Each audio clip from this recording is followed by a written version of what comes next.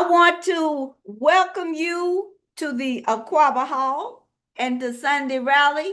Uhuru means freedom, and I am Fofi Ushayiri Al Kibulan.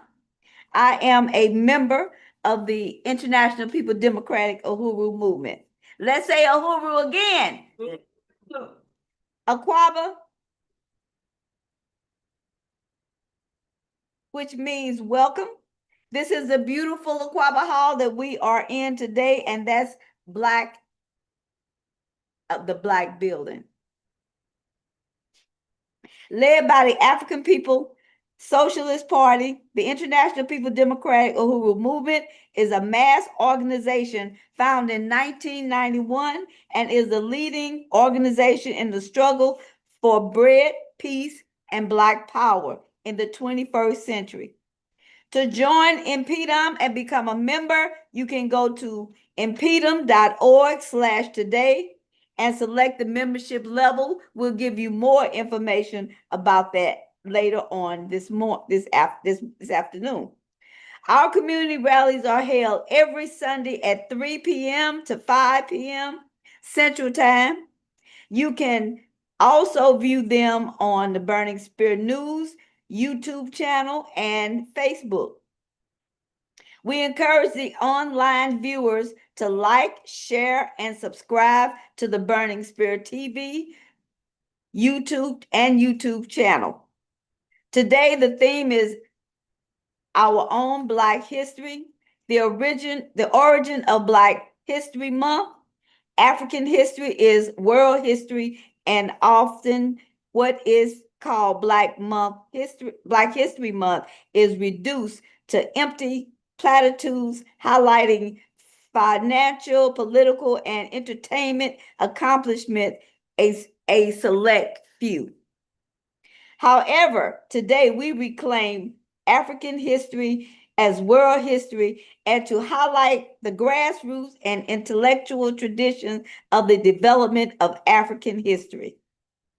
In 1911, Schomburg, co-founder of John Edward Bruce and Negro History for Historical Research, to search in an institute to support scholarly efforts. For the first time, it brought together African, West Indian, and African American scholars. In 1914, Schomburg joined the exclusive African Negro Academy, becoming from 1920 to 1928 the fifth and last president of the organization.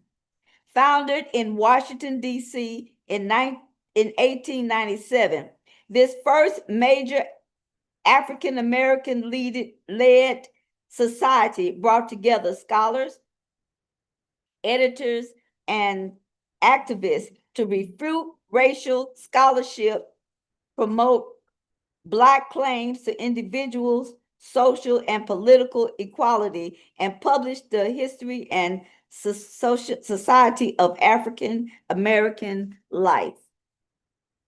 This was a period of the funding of the society to encourage scholarships in African American history. In 1915, Dr. George Carter G. Woodson, co-founder and Association for the Study of Negro Life and History, now called the Association for the Study of African American Life and History, and began publishing the Journal of Negro History. For example, Joel Augustus Rogers, known as J.A. Rogers, was born in Jamaica, and most self-taught, self-published African whose book 100 Amazing Facts About the Negro and was first published in 1934, illustrated accomplishment by African globally. We also must mention the Marcus Garvey in 1917 was a game changer in terms of showing African history in positive light and changing the narrative of what African people can do in real time. by making history itself with the recruitment of millions into the Universal Negro Improvement Association African Communities League, and established several businesses and a pride in being African. On this date, the four students who sat at the Woolworth counter in 1960 are Joseph McNeil, Franklin McCain, Ezell Blair Jr., now Jabril Kozan, David Richmond. These students, all freshmen at North Carolina Agricultural and Technical State University, became known as the Green Barrel Four and played a pivotal role in the civil rights movement by challenging racial segregation at the Woolworth lunch counter. This was not the first of its kind. It did spark in part Ella Baker's call for the formation of the Student Nonviolent Coordinating Committee. Today, we'll have Gregory Reed and Ty Lee up further to unpack our story momentarily. Before we continue, we ask that you please stand and join us as we sing the African National Fight Song.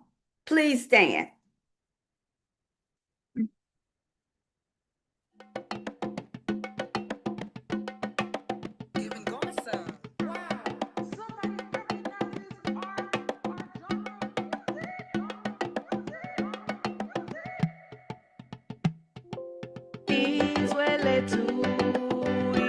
Africa, we are winning. Shout Uhuru for our freedom. We are winning. We'll dance and sing songs when revolution's won. We are winning. Africa's best. Daughters and sons, we are winning. Long live the liberation of our African nation. Freedom through organization. Socialist world of creation. 1 billion strong.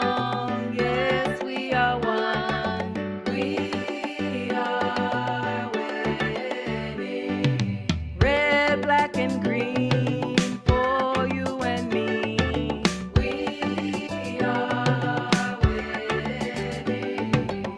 Won't stop the fight till we are free. We are winning. African workers, we must unite. We are winning. Against white power, the parasite. We are winning. Long live the liberation of our African nation. Freedom through organization. Socialist world of creation. 1 billion strong.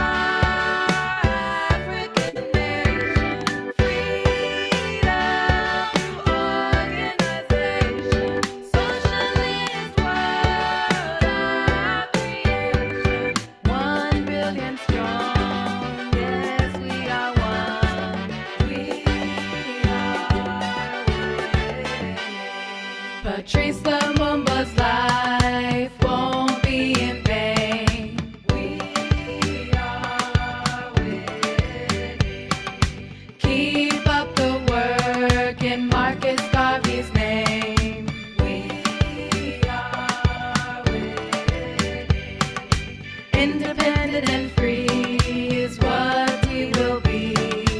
We are winning. Africa will bask in our victory. We are winning.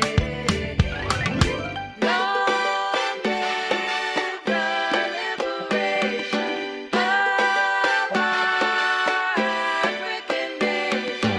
Freedom to organization. Socialist world, our creation. 1 billion strong, yes, we are one. We are We are winning. We are winning. Uhuru! Don't that give you chill? Uhuru! Yes, yes, yes. And I want to thank everyone for being here and putting your voice in to make freedom ring. All right, comrades. I promised you earlier that we will get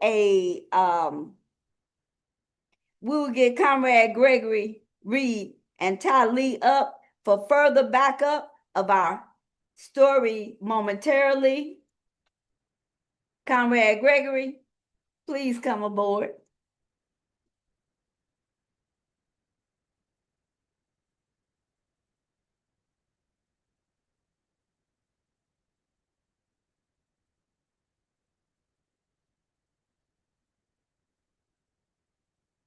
Oh, Habari brothers, sisters, comrades, brother chairman.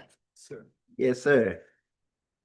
You know, today, all across the city, in fact, all across the country, and maybe in many parts of the world, we're celebrating Black History Month. And it's kind of funny that now this is a cold day. I know some of my comrades' cars didn't start. I was worried about mine. I've often had people ask me, why did we get the shortest month of the year? How come we got the coldest month of the year? How is it this thing called Black History Month? Why did we get the worst part of it? Well, it had nothing to do with coldness or shortness of the month. Rest assured that that's not the case. In fact, when we look back on what we now celebrate as Black History Month, is had its origins really around 1890s. Thing you want to keep in mind is that African American people or Black people at the time coming out of slavery, going into Reconstruction, that we were studying and making contributions to the world around us then. And those contributions were being recorded at that time. So from the 1890s till now, we've always had the African community struggling to project the positive things that we have done to this in support of this country. And we always wanted to show what it was that we were doing, what contributions we were doing. And we saw it in several ways. I think Sister Fofi brought it to our attentions here very early that there were organized groups such as Marcus Garvey. Now, we recognize that organization as being one that has been a grassroots organization that has promoted the accomplishments of the African people. But there are many scholars in conjunction with Dr. Carter G. Woodson and Dr. Schomburg. You also had lay historians such as J.A. Rogers who were making contributions. And they were doing a couple of things that you want to keep in mind. One is that these individuals represented a significant part of the African diaspora. You had Marcus Garvey coming from Jamaica. You had Arthur Schoenberg, he was Afro-Puerto Rican. You had Dr. Carter G. Woodson, who was coming out of the experience of his family in slavery. And yet all of them had a Pan-Africanist agenda. They all recognized that we were an African people. Dr. Carter G. Woodson formulated an organization called the Association of the Study of Negro Life and History back in 1915. And what he wanted to do was to scientifically capture the study of our accomplishments as a people. Just didn't want to leave it out there for any Tom, Dick, and Harry that wanted to make a claim that you keep in mind now there's a lot of charlatans were out there even back in the 1890s and the early 1900s that that were playing on this history of our people. It was a very vibrant study of African people.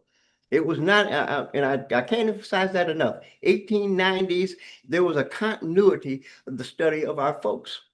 So when Dr. Carter G. Woodson in 1915 had founded the Association of Negro Life and History, he was building on an existing tradition.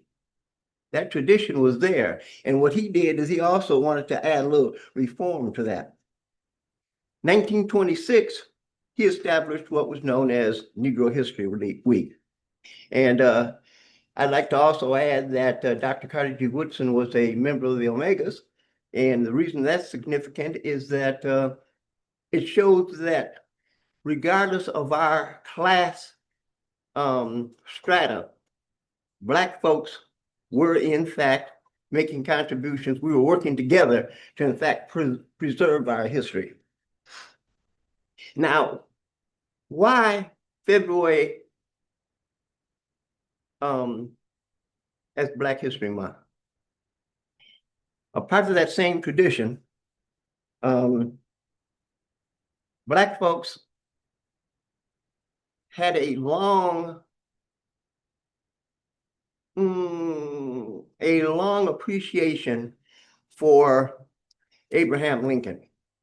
They were very, very aware of, even though he's credited for freeing slaves in the South, he is in fact was represented of individuals that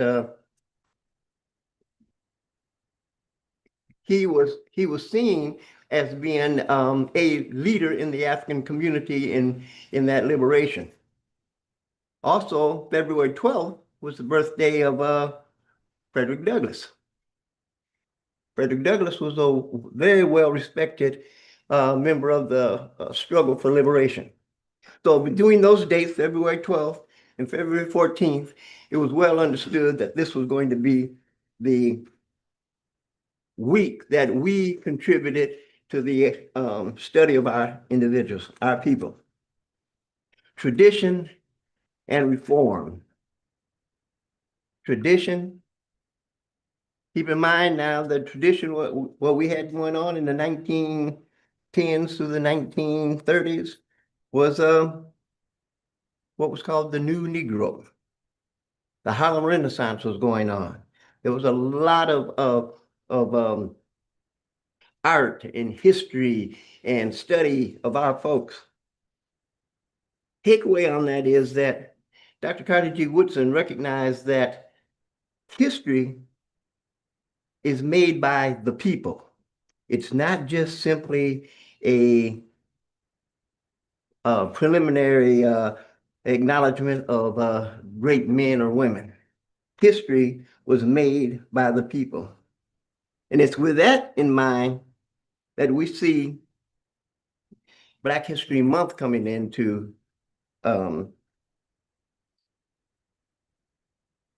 existence. Keep in mind that Black History Month of February, while it was formally acknowledged in 1976 by proclamation of President Ford, that 1970s you saw the academic world acknowledging Black History Month. such as Kent State and some of the other educational institutions of the time. But keep in mind now that that was only after the struggles of many, many Black groups prior to that. Keep in mind that we had been continuing our struggle not only through Negro History Week in 1926, but all the way up through the 60s. You had in 1942, for instance, young people in CORE that were pushing to uh, the voting rights in the South. You had SNCC in the 1960s, again, a group of young people that were pushing for changes in the voting in the South. In fact, our own chairman was very instrumental in some of the work being done in the South at that time. And just like J.A. Rogers, there were also a lot of lay individuals that were involved in our struggle. You had groups such as the Deacons for Defense, founded in 1964, who gave some support to both CORE and voting rights in the South.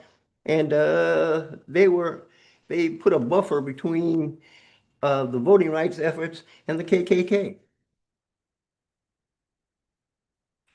I wanted to mention quickly that each of us, coming from that 60s perspective, have stories that we have seen, that we have been a part of, that contributed to Black History Month.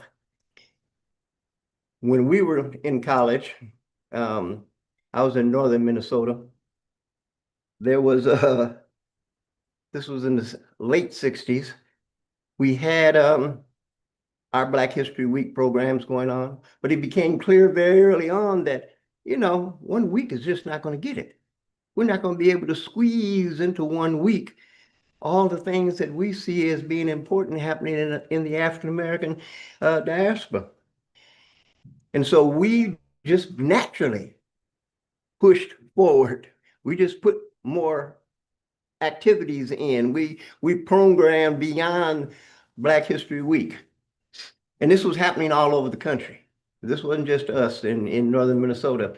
And so the takeaway on that is that we knew that 1 week was not going to allow us the opportunity to share the many, many, many things that the African American community had to offer. We're going to have to expand it into a month. We did not wait for a proclamation in 76. We didn't wait for the colleges to give us their permission in the 70s. We were pushing forward throughout our history, but certainly into the early 60s, you saw that effort. But what happened with me and what happened in other parts of the country happened right here in St. Louis. And we have families, and many of you who are watching this on Facebook or YouTube have your own stories of how you first started to celebrate Black History Month.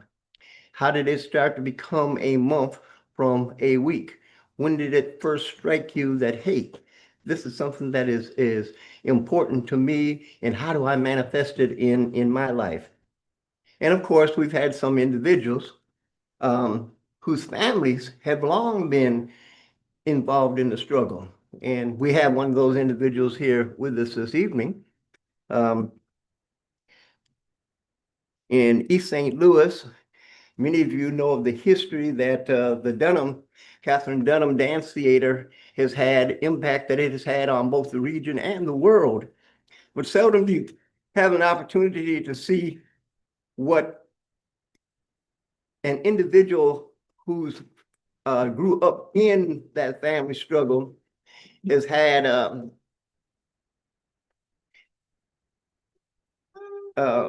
has had an opportunity to share with us. But today we have Sister from East St. Louis, the Sunshine Community Center. Her name is Ty Wilson, and I have to tell you, I've always known of her as Ty Lee. Her father is the director of the Sunshine cultural center in East St. Louis. And so, you know, a lot of times you associate one person with the whole community, and certainly that's the case with the Sunshine Community Center. But if you could give me a welcome or her a welcome, um, she's just going to call about 4 or 5 minutes and share with us her journey to Black History Month. She brought a dancer with her.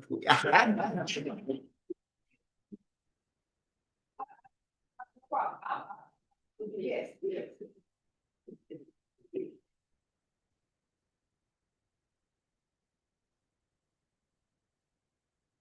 Fist up, Fight back! fist up, Fight back! Uhuru. Uhuru! Thank you, everyone, for having me this afternoon. Good afternoon. Thank you, Gregory, for inviting me here to speak. Thank you, everyone. Yes. So a little bit about myself. My name is Tynetta Wilson, formerly known as Tynetta Lee. I am an African dancer, African dance instructor. I started when I was just 2 years old. My father, he came to my preschool to teach the African culture. My formal title at the community center is secretary. However, I wear many hats.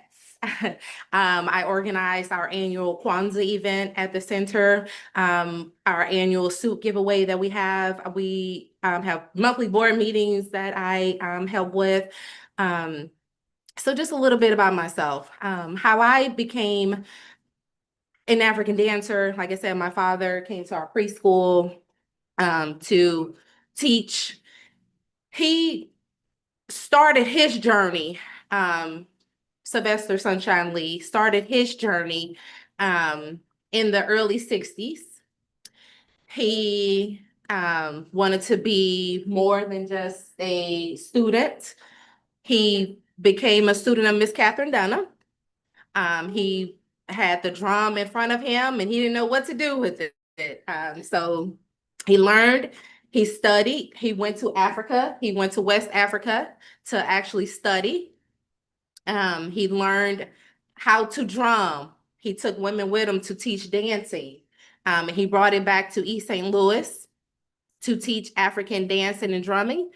And then he branched off from Miss Catherine Dunham in 1978 and started his own company, Community Performance Ensemble.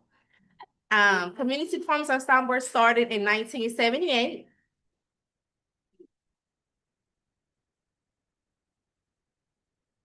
Community Performance Ensemble started in 1978 with young dancers and drummers. They traveled all over the world. And my father not only taught African dancing, African drumming, he also taught silk walking. He taught fire breathing. He taught the Kumba Kalumba.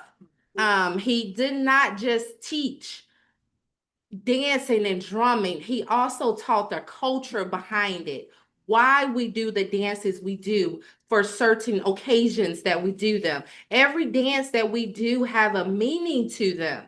And he taught the children, culture, not just, we're going to do this dance or we're going to do this drumming and the fire breathing. There's a meaning behind everything that we do in the African culture community.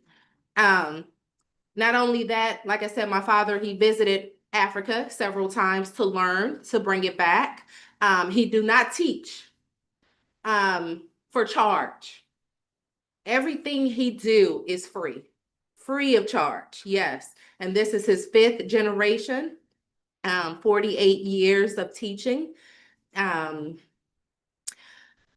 So you think of Black History Month as, okay, we got 28 days to teach these babies Black history.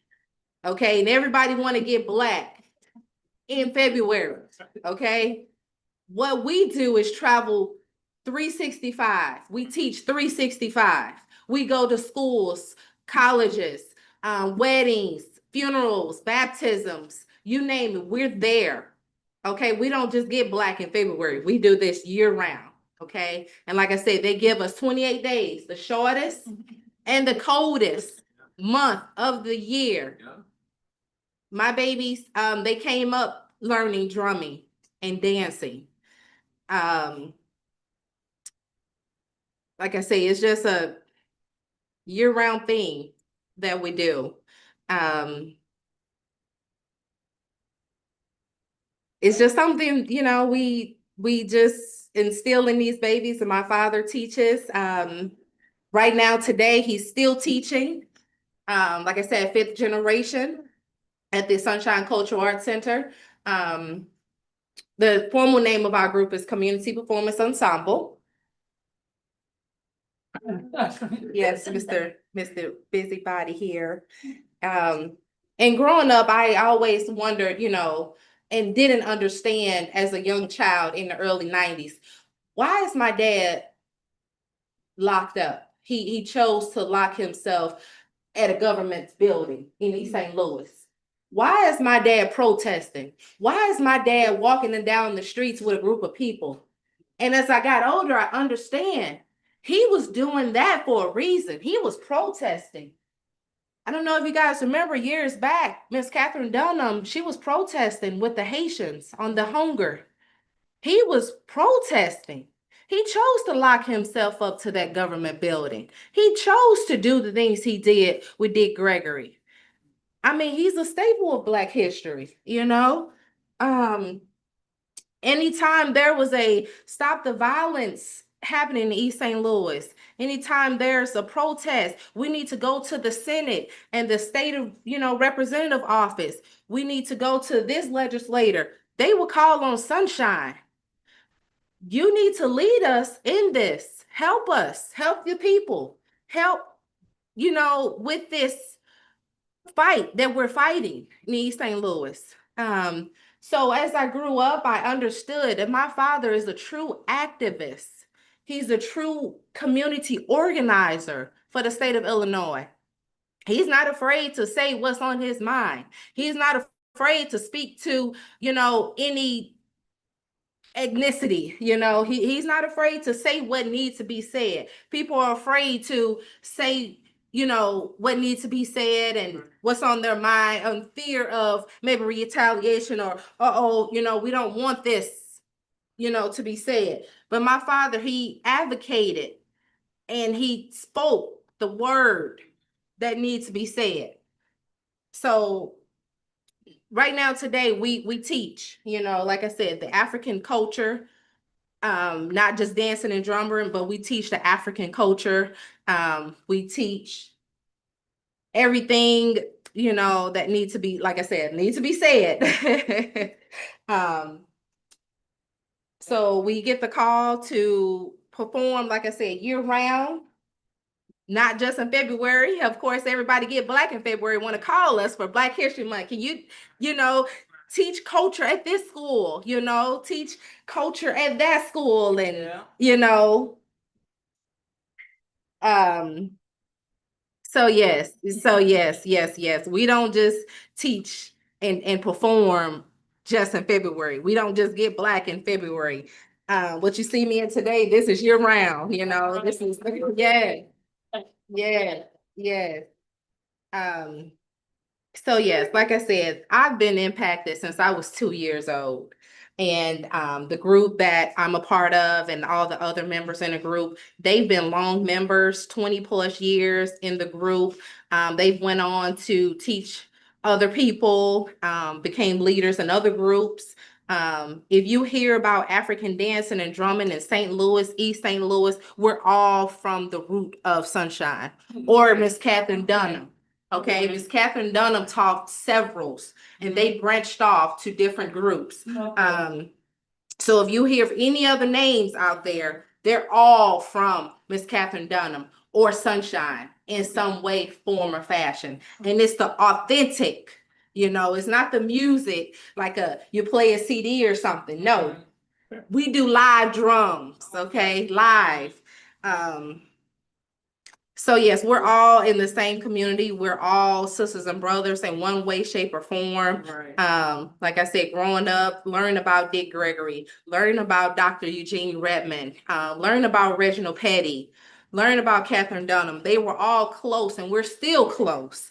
And I had the opportunity to be in Miss Catherine Dunham's bed, you know, while my mom braided her hair, plaited her hair, and so I was right there with Catherine Dunham, you know. So yes, again, Mr.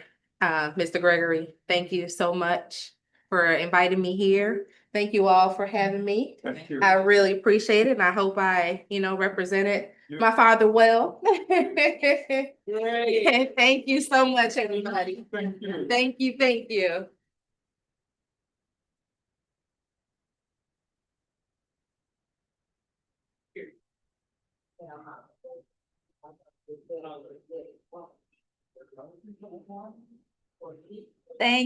Thank you, comrades. Just as a reminder that I think we see exemplified right there that history is made by the people. And that's what's important for us to remember. All of those individuals that Sister Ty spoke to, Catherine Dunham, to Eugene Redmond, those are all our peers, we're all part of that same African diaspora. Sister Ty, thank you so much for sharing that. And that's something. Yes.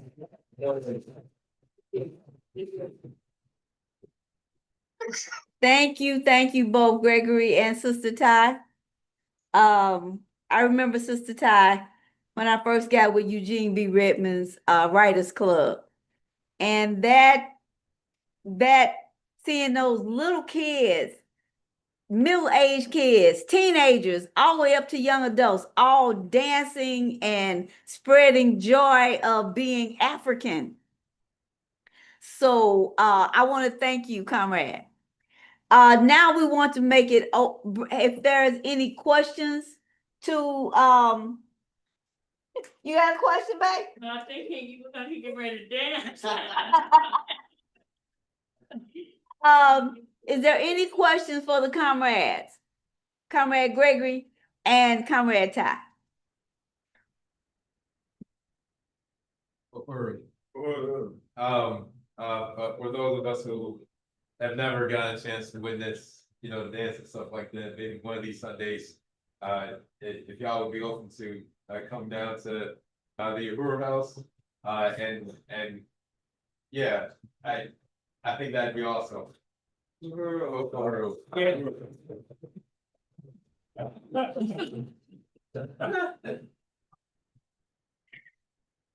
Any other questions? Gregory? Oh. I just want to say thank you so much. I spoke with you about a year ago about an event that we were planning, and I will speak with you again. I'm 4 feet. Yes. Yes. Now we come to our political education, comrades, and this is not just a political education. I am so pleased, and I am remiss for welcoming and honoring our one and only chairman, the leader of the African nation. I'm gonna bring to you our chairman, Omali Yeshitela, who will present today, starting with the political education of reading the plenary report, which is titled "This Time Till It's One Power in Our Own Hands." It's not just Trump, it's the whole damn system. Our plenary will be February 17th. I'm sorry, I'm trying to rush it. April 17th, 18th, and 19th, right here in St. Louis.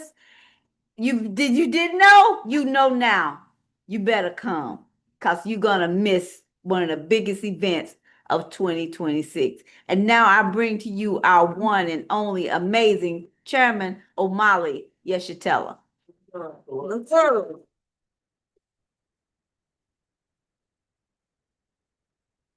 Uhuru, first of all, I want to express appreciation to Comrade Profit for the introduction and to the St. Louis branch of the International People's Democratic Uhuru Movement.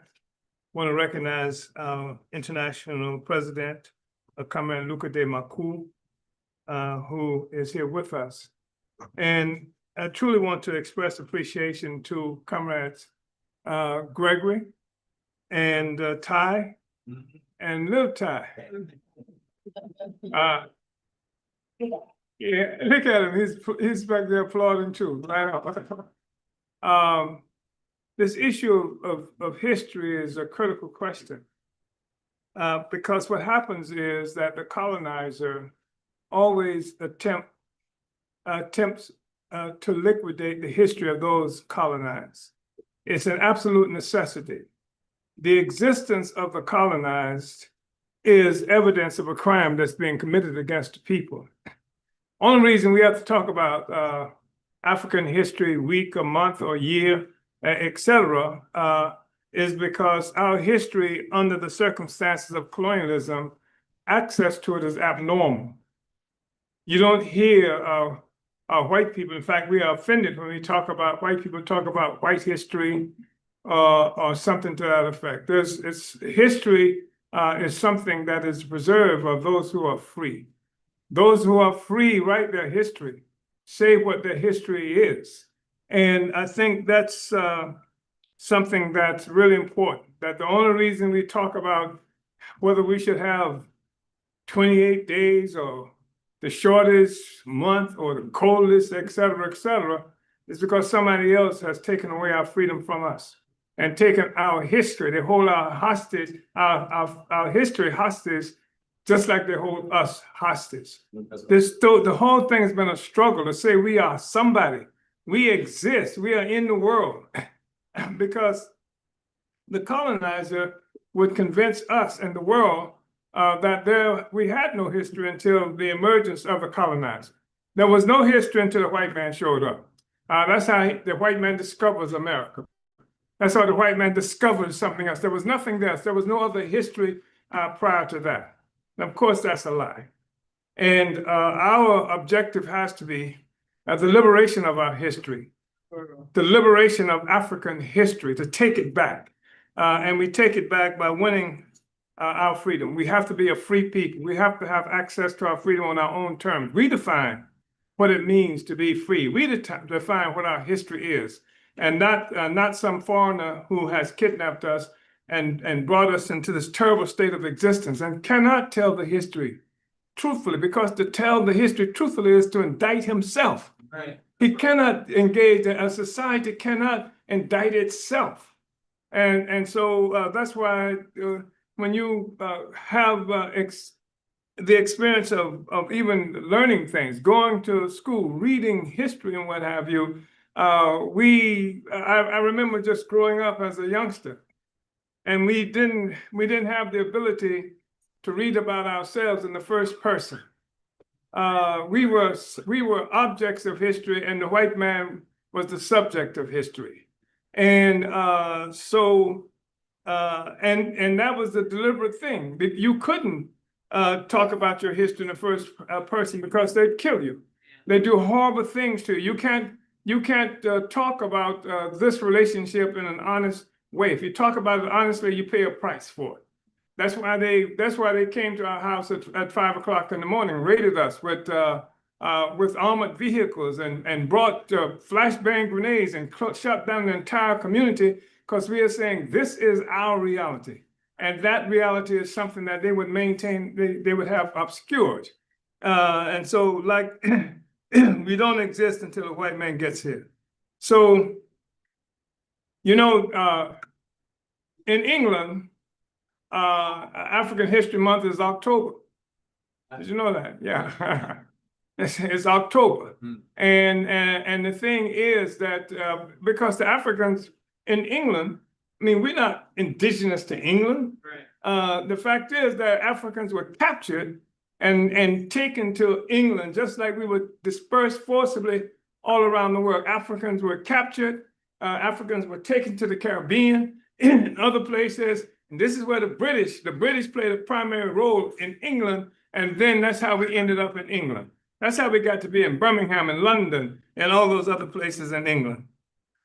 So I'm going to talk a little bit about history here, because history is dynamic. It's not something that goes away. It's not something that, one of the reasons you hated history when you were in school is because history, you just had to remember this date. George Washington did this on this date, or something happened on this date. It was such a dull, boring thing that had no relationship to our reality. In fact, we said that all the time when we were growing up. This is not going to have any meaning for me. It's not going to help me at all moving forward, because it was not our history. That's why some people say his story, right? So history is dynamic. And so we are a revolutionary organization. Our objective is to take back our freedom. And in the process of so doing, we take back our history. We define for ourselves who we are. We define our own aspirations. We define who we are and our aspirations after making a scientific examination of our reality, and not based on mysteries that somebody else created for us that they want to call history. So we're having our plenary here, as was mentioned earlier. It's going to be a 3-day plenary from April 17th through the 19th. That is the 17th, 18th, and 19th, right here in St. Louis. We have our plenary between our congresses. Our congresses are scheduled to happen every 5 years. And then once a year between congresses, we have a plenary. Plenary is like a planning session. We check up on where we are, how things have changed since they had the last Congress. What do we have to do to move the agenda forward? And that's what the plenary does. And so our last plenary was what, 2022, wasn't it? And that was that July 2022? What month? What date? Does anybody remember? Was that July? But anyway, that was our last plenary. And since that time, of course, among other things, there's been a new election, and the current president of the United States functions more openly than the former president of the United States. And I want to say that there's no fundamental difference in Trump and Biden, and Trump and Harris, and the rest of them, and Trump and Obama. The fact is that people are talking about immigration and the assault on people coming to this country. You can't make that retroactive. If you would, white people would have a problem because they're not indigenous to this land. It's quite as kept. America is a settler colony. That's right. It's the biggest settler colony, the most significant settler colony here. But so is Australia, a settler colony. So is Canada, a settler colony. So is New Zealand, a settler colony. Mm-hmm. It's a situation where Europeans who were in Europe, they've come to these other lands and they've taken the lands, they've settled in this land, they've taken it and claimed it for themselves. They've written romantic stories about themselves, lies that they characterize as history. They talk about having made an American revolution. And this American revolution was fought against British. And of course, the British are the ones who sent them here in the first place. Yeah. And they didn't send them here to stay. They sent them here to come loot and then send the loot back to England. England was called the mother country. I call them mother something else, but that's another story. And so England was called the mother country. So they were stealing the loot and they said, hey, this is a great racket. Why send it back to England? We can keep it for ourselves. We got to pay taxes to England. We don't have any right to vote in England. Taxes without what? Representation, they characterize it. Of course, the people who they were slaughtering, whose land they had taken, had no voting rights. The people who they had brought here against our will had no voting rights, but they fought for the right to vote. They fought for their freedom. They fought for what they call free trade. All of this is stuff, free this, free that. And what was the battle about free trade all about? It was because the king and the crown had the monopoly on selling black people. In fact, you had these what they call these companies, corporations that had a monopoly on trading Black people and other things as well. And they wanted to be able to sell Black people too, these ordinary folk. And so they fought for a free trade. We want to be free trade, trade in enslaved African people. That's what it was about. That's the history. That's the real history, as opposed to the stuff that they put forward that masquerades as history. So now I just want to share with you a few pages from the political report that will be taken to our plenary here in April. And we call the plenary, the political report also, the main resolution. We call it the main resolution because it is central to all the other resolutions that will come out of this plenary. People will be making resolutions around various kinds of questions and to push the work forward and to correct work, etc. And we themed this particular plenary, this time till it's won, power in our own hands. And we say this time till it's won is because this ain't the first time that African people have arisen to try to take back our power. And the time that most of us are aware of, mostly indirectly, is the Black Power, the Black Revolution of the 1960s. And in Black Revolution of the 1960s, I want to say this, it wasn't some African-American revolution. Revolution was the main trend in the entire world. All the colonized people, and certainly all the Africans who were colonized, were engaged in revolutionary struggle to free ourselves from white power. That's when Nkrumah was here, that's when Lumumba was here, that's where Che Guevara was in places like, where did they kill him? Bolivia. People were rising up to fight for freedom. And so we didn't win it then. And what happened is they killed Malcolm, they killed King, they killed Lumumba, they overthrew, and I am convinced they also murdered Nkrumah.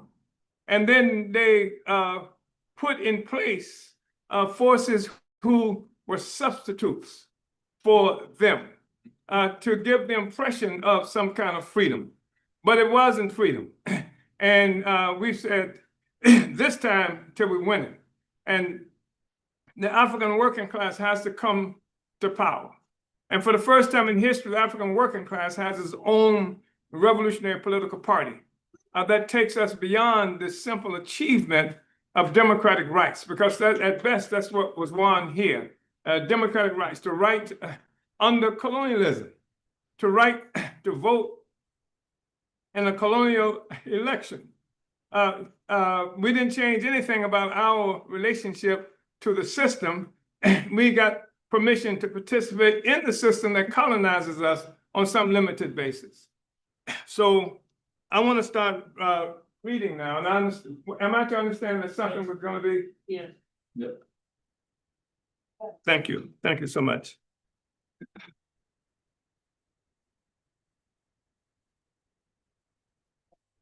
So this time till it's won, power in our own hands. It's not just Trump. It's the whole damn system.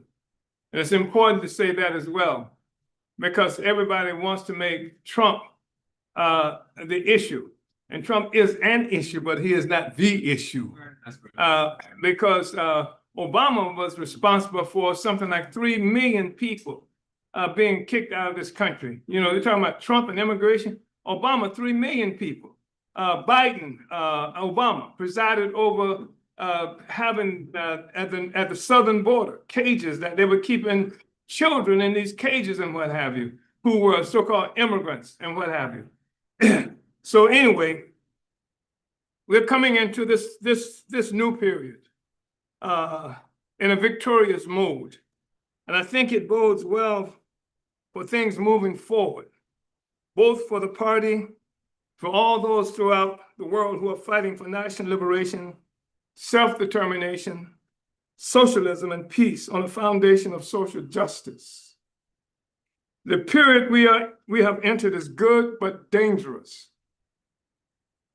It is important for us to remember and to remind the world that we are not in struggle against a particular individual or even a particular political party, except to the extent an individual or party represents the system, the colonial mode of production. Generally speaking, the individuals and parties of the US ruling class are not monolithic in their perspectives, except as it relates to maintaining the colonial system itself. In this, there is absolute unity. You don't hear the Democrats or the Republicans debating the question of whether this system of oppression and exploitation should continue. That's right. They're absolutely united around that question. The differences rely in the strategic approach in terms of maintaining it. Oh, I have some. Thank you. Thank you so much. This unity extends beyond the two ruling class parties, the Democrats and the Republicans, and encompasses many others, including some militant Black nationalists and so-called anti-imperialist white settlers, who generally speaking are only capable of opposing policies of the colonial system. Colonialism is not simply a policy, it is a mode of production. What the party has explained is that these policies are reflective of a particular system, a mode of production of life within which policies are developed. It was Karl Marx who promoted the understanding of modes of production, the specific way a society organizes its labor, technology, and resources to produce goods and services needed for the population. Marx concluded that the modes of production by which development occurs include primitive communism, that's what he said it was, primitive communism, slavery, feudalism, capitalism, and communism. Each mode has its own special features that govern relations. In my political report to the third plenary of the party's 7th Congress in 2022, titled Relentless 50 Years of Leadership Toward African Redemption, I explained this, that during the 50-year history of our party, I was able to discover that the European colonialism that assaulted Africa was central to the emergence of the global colonial mode of production that overturned feudalism as a mode of production in Europe. It was this that created a new system with relations and forces of production centered on the extraction of value from the colonized by European colonizers, which vastly enriched the European colonizers and the Western European world. This is where the wealth comes from. It's not like Jesus came down and said, give all the white people all the money, all the resources, et cetera, et cetera. It was a mode of production. It was a relationship that they entered into with the rest of us by attacking us and stealing our resources and using that to build themselves. It was the what do you call it, the Delmar divide writ large. That's what it was. So this differs from the standard Marxist conclusion that capitalism is a mode of production replacing European feudalism. Our work has shown that European feudalism was replaced by a colonial mode of production that Karl Marx defined as primitive accumulation, which stemmed from, among other things, turning Africa, as he put it, into a warren for the commercial hunting of Black skins. Unlike Marx, African internationalism rejects the idea that the European attacks on Africa and Africans are important only for the development of Europe, with no significance for the colonized, who were transformed into mere objects of European history and mischaracterized by Marx as primitive accumulation, facilitating the capitalist development of Europe, which he saw as progressive. Our conclusion that colonialism is a mode of production marks a signal moment in political theory. It is an understanding that liberates the brains, the worldview of the colonized. We have been actively developing this within our party for some time now. We began this foray into an investigation of colonialism as a defining feature for Africans in the US as early as the 1972 founding of our party. This distinguished our position from that of others who, like ourselves at one point, used the term colonialism interchangeably with the word racism. They say we are affected by racism and colonialism. This is what they would say, and some still say that. Even then, although we had not worked out the primary features of our theory, it was clear to us that describing our struggle as one against racism was bowing to reaction, to philosophical idealism. The opposition to the system, the colonial mode of production by our party and movement is not only articulated in our philosophy and tactics and strategy, but is also represented by the fact that we continue to create and develop organizations designed to destroy the colonial mode of production itself. The ruling political parties have differed on occasion about the general strategic approach to protecting and advancing the colonial mode of production. Liberal colonizers forward policies and politics that attempt to provide pressure relief valves to minimize struggle by Africans and the colonizers and the colonized, and to obscure or moderate anti-democratic colonial practices that might win support for our struggle. That's what Malcolm X used to talk about when he talked about how what white power would do. It's like when a baby is crying, give it a pacifier, and the baby is not really getting what it needs. Ask that little brother back there. But it becomes pacifier because it's a substitute. That's what they've done. That's what the liberal ruling class do. The liberal colonizers, they do something to pacify us. It functions as a pressure relief valve for the system. On the other hand, and it not only calms the child down, is it determined to calm the child down, but it's also to keep people like Fofi from reaching out to help the child. You understand? That's what it functions as. Not only to keep the colonized from struggling, but keeping others from being able to unite sympathetically with those of us who are colonized to support that struggle. The ruling political parties we went to that, didn't we? On the other hand, those colonizers characterized as right-wing, conservative, or reactionary have advanced policies and politics that most often rely on naked repression of the colonized. These are strategic differences that provide the fodder for their political contests between them in their traditionally nonviolent electoral struggle for control of the colonial state. So you got these two sectors of the ruling class fighting for control of the state. They just have differences on strategic approaches to do that.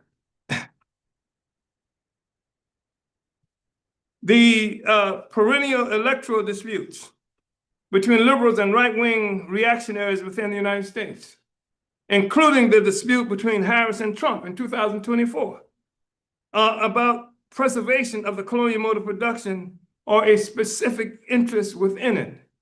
Again, the political interests of the colonial ruling class are not monolithic. The elections function as generally non-violent contests to control the colonial project, with liberals and reactionaries having strategic differences about how best to do so. Mostly non-violent, but there have been times when it has approached violence, and sometimes we've seen violence. We've seen assassinations of presidents, haven't we? And other things like that, where violence seeped into that relationship.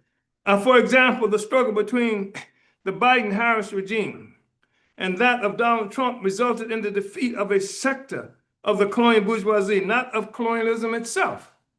Any tears shed by Africans over the loss by Harris to Trump in the past elections were wasted tears. Let me give you an example. I'm probably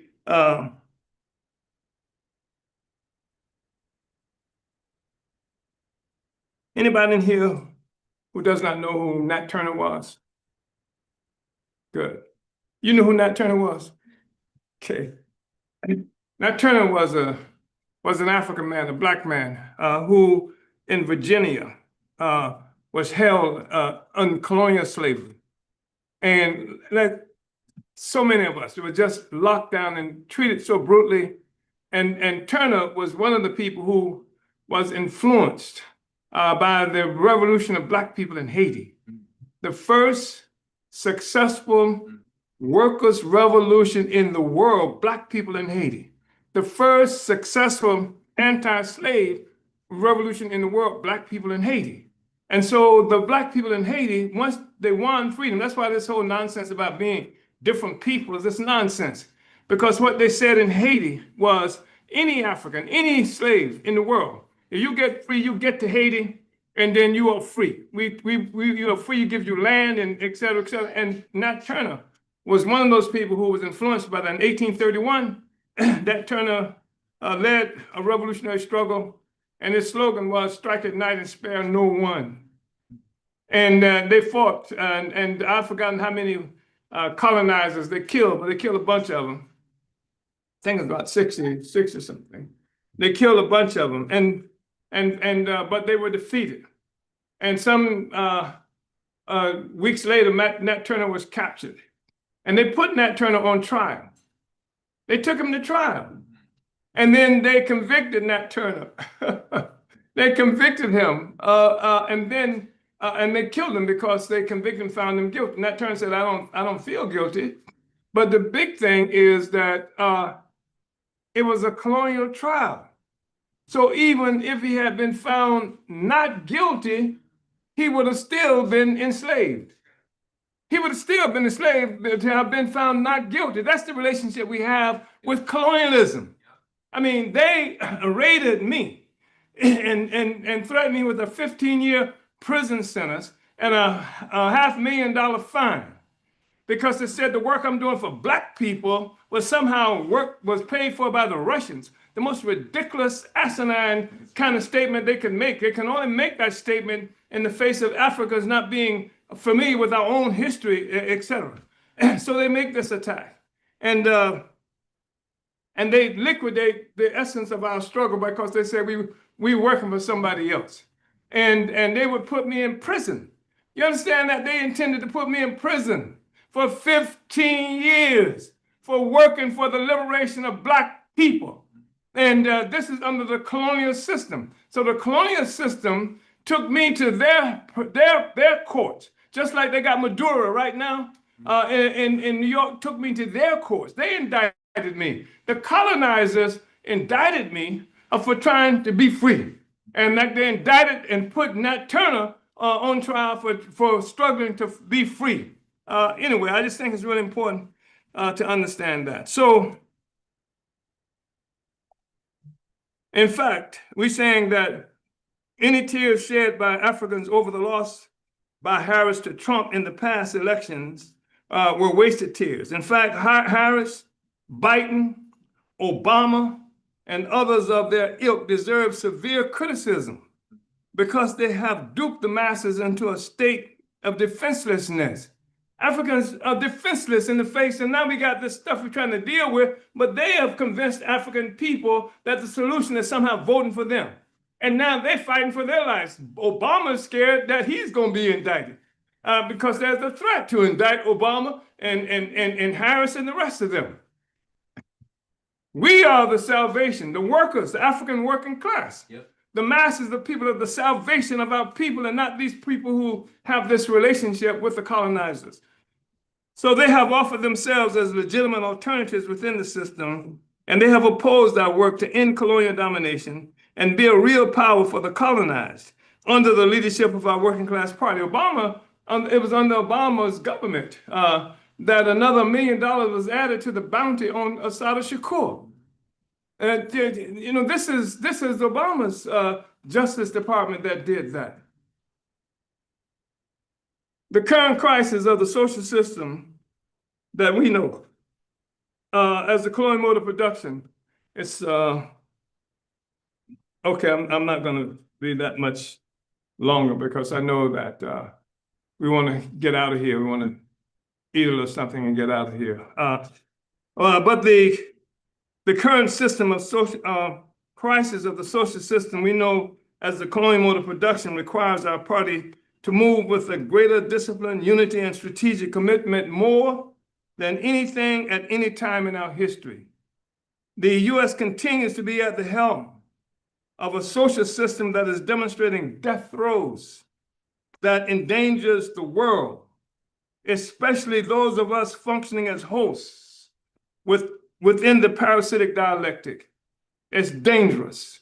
The rise of open, mass anti-African genocidal frenzy is not out of the question. What's the African name, the actor who was in this movie with by Spike Lee? What was he? He has a Latin, a Spanish last name. You know who I'm talking about? He was in Do the Right Thing. Okay. Yes. Yeah, I just saw him within the last week talking about the threat to Black people, generally speaking, that right at this moment. It's a dangerous thing because they've done it before in drastic ways, and they haven't even apologized. They haven't even acknowledged it. Historically, that's what we talk about, Black history. That has never been acknowledged what they have done to African people. Right. And they have, without acknowledging and apologizing for it, there's no reason they won't do it again. And somebody will say, well, again, they are doing it now. Yeah. When you got a prison system, the largest prison system in the whole world, larger than the prison system in China with more than 1 billion people. And Africans representing more than 40% of those who are in prison, you're looking at that kind of genocidal frenzy already. And this is due to a public policy. This ain't secret. It's a public policy of police containment of African people. Everyone who runs for office, including Negroes, when they run for office, they run against crime. And everybody knows that that's this code word for attacking colonized people, especially African people. That's why they go to get Maduro. They say they're fighting against crime. That's why they want to put National Guards in Washington, D.C. They say they're doing it for what? Crime. That's why they say they want to put use federal troops, use our communities as training grounds for federal troops to bring the war home, as they put it, is to fight against crime. We are the criminals. And I was an unindicted co-conspirator for a while, according to them. But the truth of the matter is every African who is alive is an unindicted co-conspirator if you haven't been indicted. Yeah. So these are not just empty words. This is not the kind of bluster frequently heard from militants or political organizations that too often cry wolf, exaggerating the threat from the oppressor in order to proclaim their own significance. We're talking about the kind of mass repression, I'm going to be short, talking about the kind of mass repression, brutality, and murder that is the political foundation of the existing social system that in its evolution has resulted in the extinction of whole peoples in the Americas, resulted in the extinction. There are people who do not exist anymore as a consequence of this system intruding into our existence and our lives. It is the foundation of the colonial mode of production, which when it intrudes into the lives of the colonizers, is characterized as fascism and genocide. These political terms came into existence simultaneously as anomalies within the colonizers' presumptive democratic society. When within the US alone, thousands of African men, women, and children were murdered since the formal end of colonial slavery. Since the end, most often with the participation of gawking, grinning, murderous colonizers, men, women, and children, who often competed with each other to acquire their favorite body parts from the hanged, burned, and shot to pieces Black corpses. These were gory, celebratory occasions. However, it was not new to the relationship of Africans to the European colonization of Africa and our people that would become the mode of production defining the process of existence for most of the world, liberating what would become Europe from feudal oppression, poverty, and ignorance through plunging the rest of us into poverty and powerlessness. So I'm gonna leave it there and for now. But you're going to hear a lot, and you're already beginning to hear a lot about fascism, fascism, fascism. And there are those who would have us fighting against fascism as they characterize it. What they mean is fighting against Trump. What they mean is fighting against the Republican Party, which means that you're fighting to support the Democratic Party, which means that you're choosing one sector of the colonizers as opposed to the other sector of the colonizers. And that's not legitimate. That doesn't help us at all. We have to define our own freedom and fight for it and win it. So I just wanted, I think it's really important for us to understand that and the depth of the aggression against African people. Europe, these people who created what is now known as Europe, they killed like 1 out of every 3 living human Africans on the continent of Africa. Out of the 600 million Africans that existed at that time, they killed 200 million Black people. That's history that nobody talks about, that won't get taught to us at all. So I just wanted to share those words.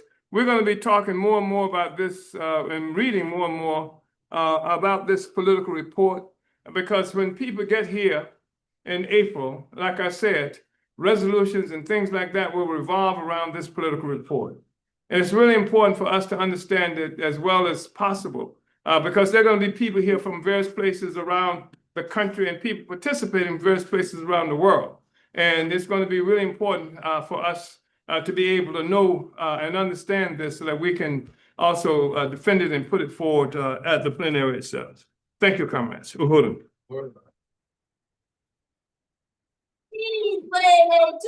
Yeah. Africa. Uhuru. Woo! Just getting started. We're just getting started. And you know what? Those are fighting words. It should be fired up and ready to go April 17th through the 19th. We're going to be putting it down and putting it down hard here in St. Louis. So you've got to register to be a part of it. You've got to have your voice heard and your vote in, because this is going to be revolutionary. All right? This is leading the road to the finish, and we won't finish until we win. Uhuru, thank you, Chairman, for sharing that portion of the political report. Thank you so much. All right. Is there any questions for the chairman about what he's read about the political report? You online, y'all can put y'all questions in there too, and we can get some answers today.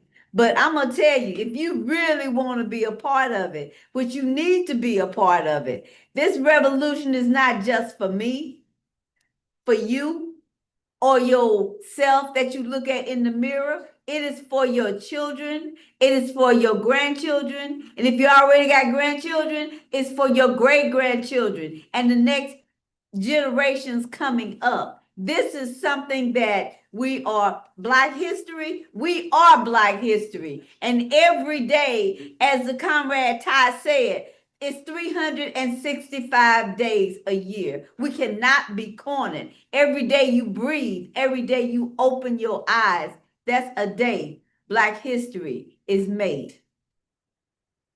And I'm going to tell you, I am so pleased to be a part of the African People's Socialist Party. Is there any questions? He makes it plain. So you don't have to have questions unless it's something that sparked and said, let me ask about that. Because I'm going to tell you, he covers it from the rooter to the tutor. All right? Now, I know that we use language sometimes that people are unfamiliar with. And but that's all right, because we're struggling for really scientific definitions. We can get used to this language. I have seen situations where illiterate people in El Salvador, peasants with no education at all. When it came to changing the circumstance, their lives, and they had the kind of leadership, they always aspired to do it, that we saw overnight people, their consciousness just great leaps made forward, and they were able to understand. We can understand this language. Don't let that be a contradiction. We're just trying to be as precise as possible, because right now we need the best explanation that we can get for this reality if we're going to get out of it. And that there's been all kinds of efforts and continue to be efforts to obscure the reality, obscure truth, etc. And we want to get beyond that. We want to understand it ourselves so we can explain it to others. And we have to work in our communities and everywhere we are located to bring this truth to the people. And we got to come to that plenary.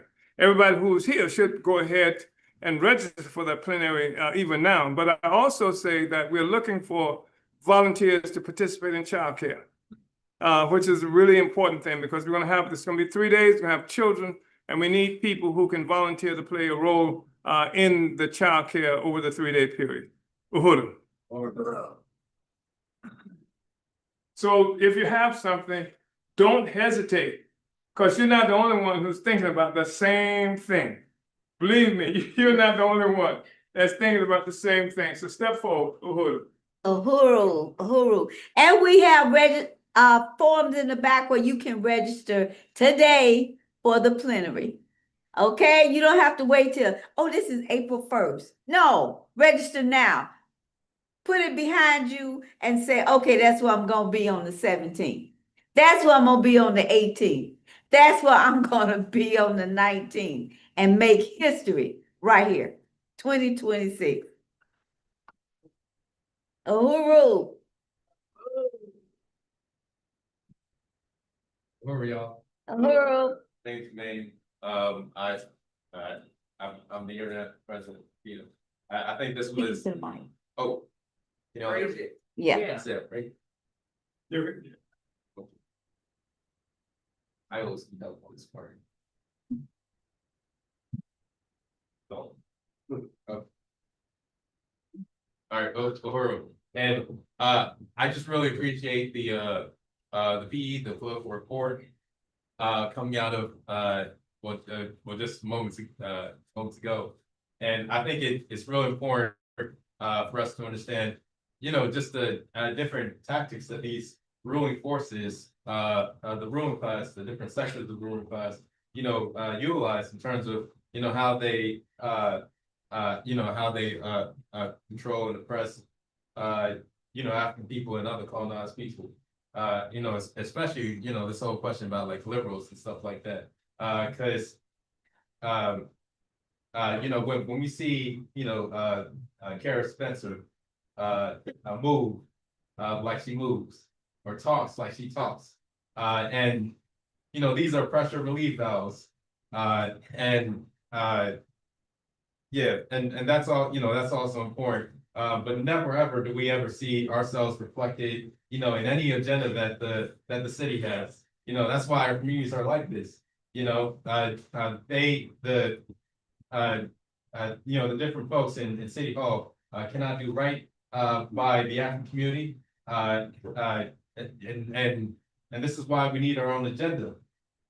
This is why we need our own agenda. And we need to develop, what's important to our communities, like economic development, like getting the police off our backs, like making sure that the kids have, a decent education that tells them, who they are, where they come from, and that they can have confidence in all these things, and gives them the skills and things like that. But yeah, I mean, the political report was amazing for the clarity that it gives. And I know we just read just the first few pages, but I'm super excited for the plenary. And please do register. I'm registered, and I want to bring all of St. Louis there. All right, Uhuru. Yes, Uhuru. Uhuru. Yeah, I'm registered too. So, yeah. Yeah, and I encourage everybody that's online, that's here in St. Louis or anywhere, here to St. Louis, I also want to really appreciate the political report as well as the earlier presentation around the history of, African History Month. But, the one thing that I want to say is that I'm glad that somebody said that our history is 365. That's right. But it also goes thousands and thousands of years prior to us coming here, being forcefully brought over here. And we have to also make that plain as well, because, the chairman has often said our history didn't start in a Turner patch. So we're in the South, our history goes way back to the building of pyramids and carving of the Sphinx and eye surgeries and things way, way beyond, right now. So our history is long and rich. And also too, we need to have more African curriculum, especially when you have some of these Negroes that want to create this divide amongst Africans here in the US as well as Africans in Africa as well. That's all a part of, just want to put that out there. Uhuru, Gregory? Oh, Uhuru, yeah, I'm super glad that you would raise up, just this whole question about history, our history. Cause it was Africans, who, were responsible for, humankind's, first several, golden ages, development of math, sciences, all these things, yeah, understanding, our history and things like that also allows us to know what's been, interrupted, in this whole development, of African people, and humanity, because colonialism took us back, they didn't take us forward. When Karl Marx said that, or Lenin said that capitalism was progressive, it was some good thing for you. No, it's a virus. People are being worked to death. One out of 8, people in prison is an African prison here in the US. There's nothing progressive or just about, about the system that exists today.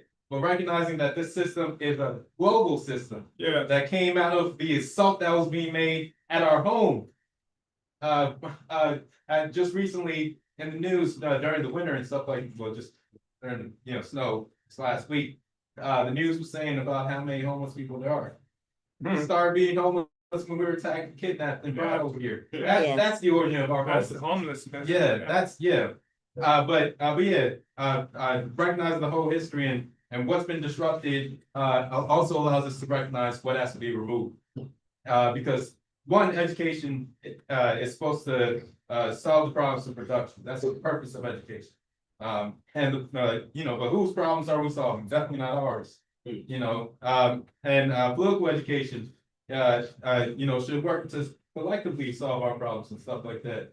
But if we recognize that problem is the interruption of the production and reproduction of African life in our own hands, determined on our own terms and things like that, then we can recognize that all meaningful education to African people is our reclaiming, this entire, process from birth all the way to the grave, to the coffin, but yeah, anyways, move. Uhuru, yes. Speaking of our history from way beyond, I'm working on something called Meet Lucy. And it's where the first complete skeleton over 15 billion years ago show that in Africa, Lucy was the first that they got on record walked on 2 feet under the African sky. 15 billion years ago. Okay, that's Africa. And yeah, okay. Well, also, I just want to say that an African first person coming into existence in Africa would not be named Lucy. But that's colonial power that we're still looking at. But I think it's really important. This issue of history is not a little thing. And people can become annoyed at us because we keep talking about history. Well, that happened a long time ago. But the truth of the matter is, that if Africans understood that it was we who built the pyramids of Egypt, we were building pyramids before Europeans, for what came to be known as European, learned to master fire. Do you understand? Africans built pyramids. And if Africans, people, young people understood it was we who built the pyramids of Egypt, we'd refuse to live in slums That's in right. North St. Louis or any place else in the world. That's right. We would refuse that in the most serious kind of way. So I think that's really important. And it's also important, this statement that was also made some time ago by Karl Marx, when he says that philosophers have only explained the world in certain ways. The thing is to change it, That's right. to change the world. So you have people who have all kinds of explanations. You hear it all the time. My uncle used to say a conversation is the cheapest commodity on the block. Everybody got one. But the thing is, if the explanation that they're given about the world doesn't contribute to you changing the world, it's meaningless. And I've heard these explanations. The white man is the devil. Okay, now what am I going to do with that? What the hell am I going to do with that? You understand? And the white man is a mutation, not really the rest of us. I mean, if the Vietnamese believe that, they still be living under French and American colonial domination. If they're the devil, what you going to do? Bomb them with Bibles? Now, the thing is, it's human material forces, human relationships that's existing. Humans did this and humans can change it. That's the thing that we have to understand. That's the thing that we want to bring the science into this discussion. Uhuru. Yeah.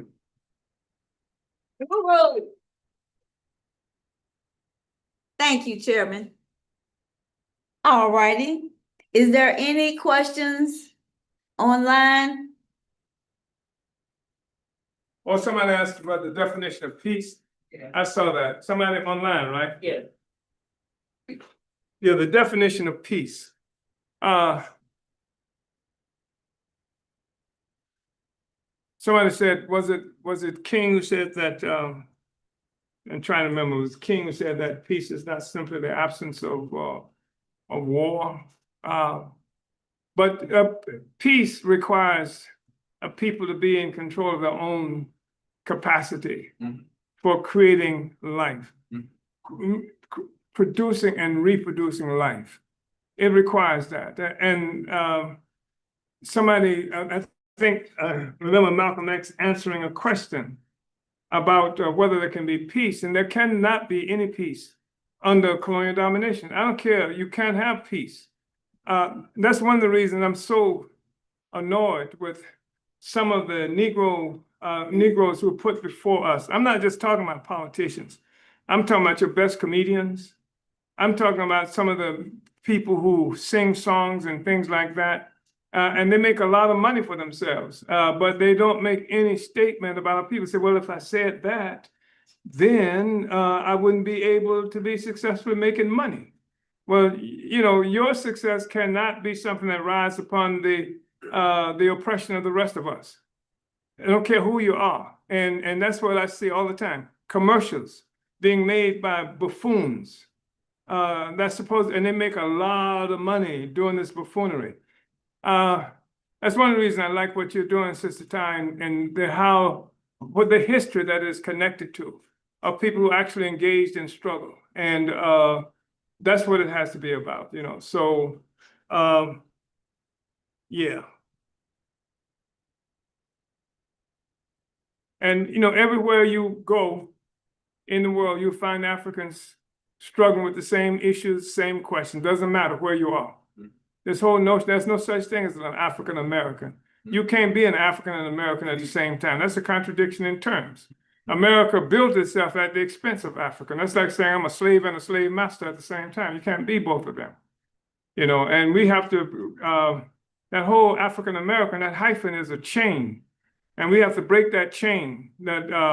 And you know where that African American thing came from? I remember explicitly, exactly, I can't remember the date, but Jesse Jackson had a meeting with a group of Negro leaders. And they came out of that meeting and they said, henceforth, We will now call ourselves African Americans. Anybody remember anything like that? Nobody remembers it? Yeah. I'm sorry. Let's go ahead. What do you say? It was Afro-American, prior to that, and then it, got into African-American. Yeah, and this is something. Why did this happen? Because more Africans were recognizing ourselves as Africans.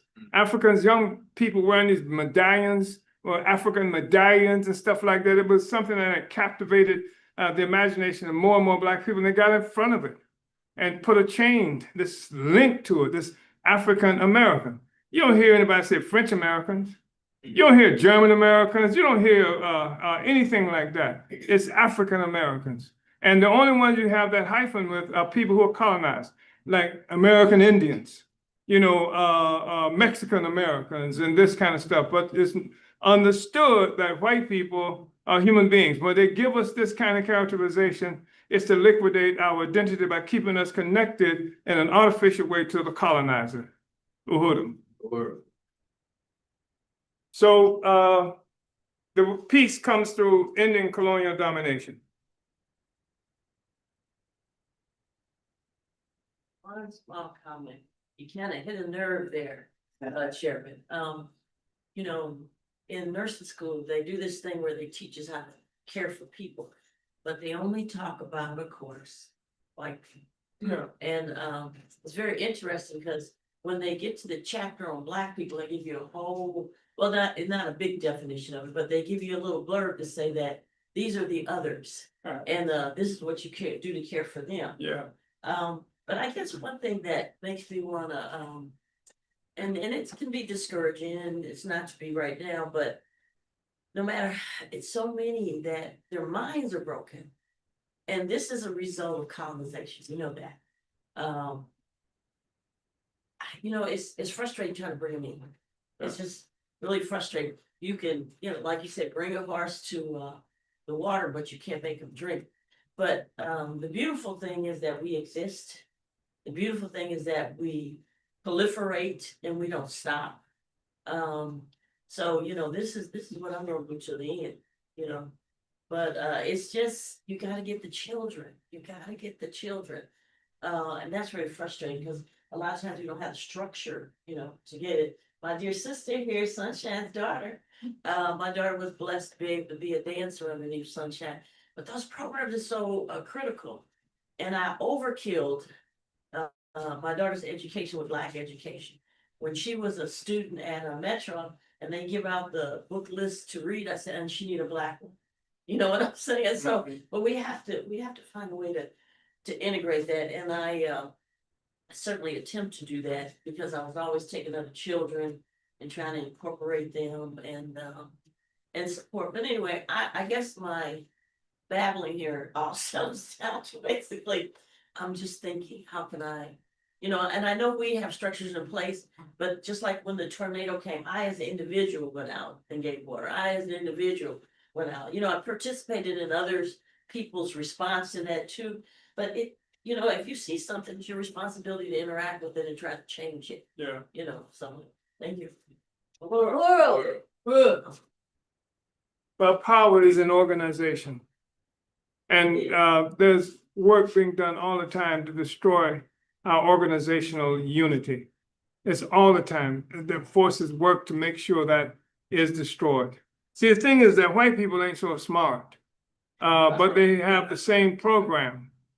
And the reason they have the same program is because, like in any society, there's an advanced sector of that society that for whatever reason steps forward and tries to solve the problems of that society.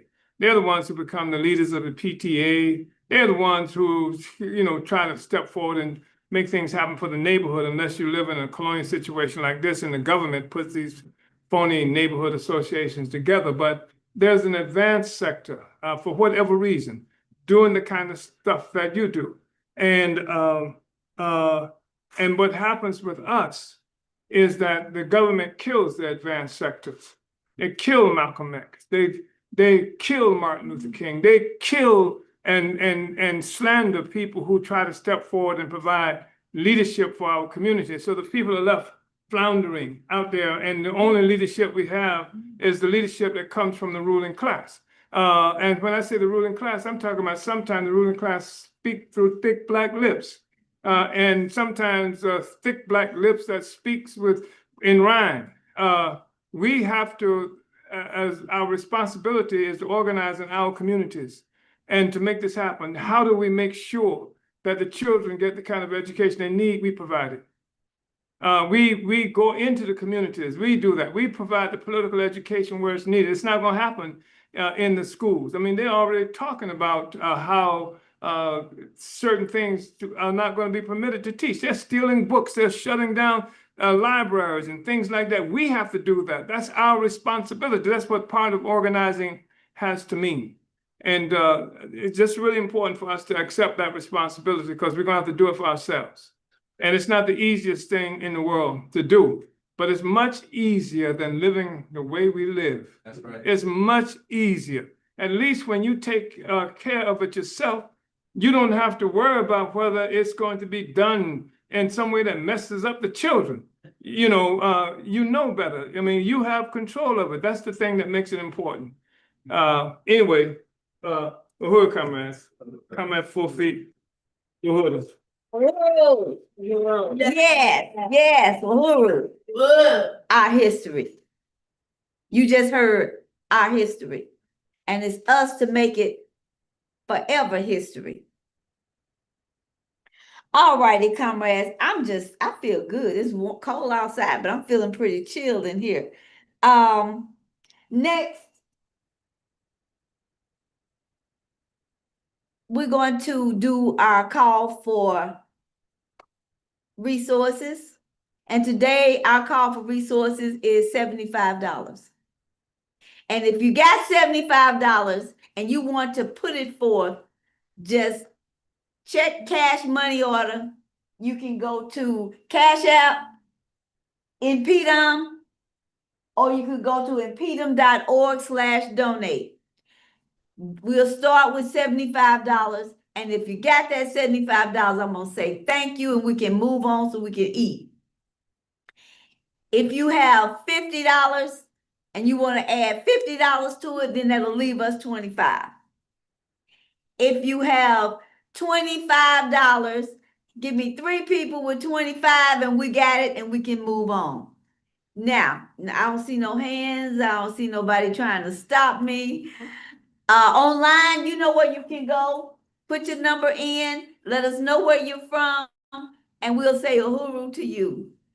I will put in if you got $20 you want to donate, go online, do it, cash. We got it here. If you have $15 you want to donate, let's put it up. We can make it happen. You got 15? 1. I got 15. That's 2. Oh, we got 20. That's 3. Come online. We're not forgetting you. I know you've enjoyed this program immensely, because we've enjoyed it even more. I have 15. Mine will be online. All right, $10. We got $10. How many $10 do we have? More. You be quiet, boy. You volunteering for your mama. Yeah.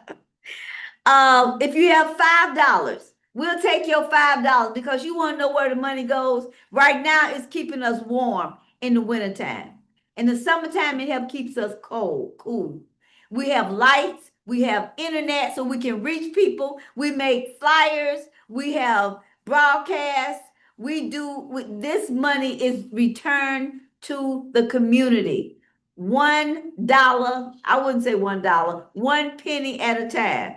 It goes back into the community to bring about education, to bring about volunteers, to let people know what we need. Because a closed mouth gets nothing. Okay? So these are the things that we need. We need people. We need organization. We need to bring the knowledge to the people. Okay? That's what we need. And I will come back later with the amount that we've raised. All right? Yeah. All right. Next, we're gonna start our announcements, and I wanna start with bringing Comrade up. He's gonna start off and then you can finish. All right, Uhuru. And he'll come up with Comrade Sophia in a minute, okay? Okay.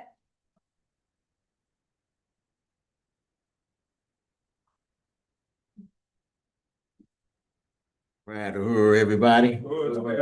All right, so just want to let everyone know that we're going to be having a team meeting at Uhuru Bakery and Cafe. And that's going to be happening Tuesday, February 3rd at 5:30 p.m. And that's going to be at 3719 West Florissant, right up the street, a few blocks up. That's the Rural Bakery and Cafe. I want to say this is really, really critically important because, they've had a lot of struggles with the city and the so-called neighborhood associations saying, no, we don't want it. We're not going to give you a permit. And we had to fight tooth and nail to get that permit to build that building out. It is now all the construction is complete. Now we're just making preparations to, get it fully open and really, really serve the community. But we also need a team to make a lot of things happen. So again, come on Tuesday, February 3rd at 5:30 p.m. at Uhuru Bakery Cafe, 3719 West Florissant. And also it's critically important because this is also going to be tied in many ways to the Shambhala Uhuru farm that's being built, in which some of those fruits and vegetables will be used at Uhuru Bakery Cafe. So that is a significant thing because we're growing the food and then we're using some of that food to make our sandwiches and to make our pies and things like that. So, this is something that Black built, among other things that we have in the Uhuru movement. So again, come Tuesday, February 3rd at 5:30 p.m. For everybody online that's watching that lives here in St. Louis, we want to see you at Uhuru Bakery Cafe because this is critical. This is important. This is economic development under the leadership of the Black community and not under the city of St. Louis or any politician's hands. This is us doing this. So, Uhuru.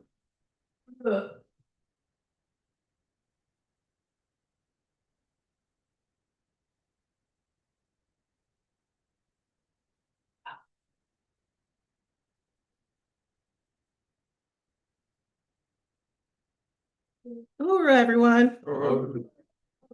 So I'm Sophia Moore. I'm the membership coordinator here with the International People's Democratic Uhuru Movement. And the next announcement is Cadre Development School. So we're calling on all African women to come out to the Cadre Development School. It'll be from February 28th through April 4th. Deadline to register is February 14th. You want to make sure you get your registration in as soon as possible. It's going to be weekly sessions of just various information. There'll be assignments and different things like that. So you can really get that understanding of what is needed just to mobilize and just to understand how to organize and to act out political life and be a part of the political life here in wherever you are. So if you want to gain that education, you've always wondered about it, wanted to kind of understand how to get involved, what you can do, or just understand the principles, we ask that you register for that and be a part of that. Again, it's from February 28th through April 4th. And it'll be a weekly sessions with a different topic for each week. So you won't want to miss that. Make sure you get in on that. And then if you like what you hear and you want to be a part of an organization, you'll be able to see if this is the right organization for you as well. And then next up, we have the African People's Socialist Party National Conference.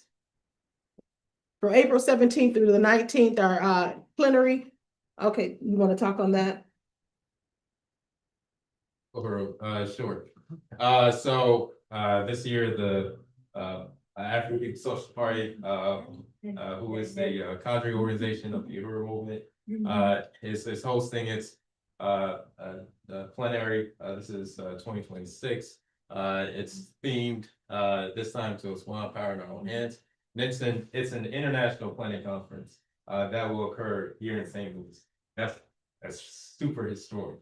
And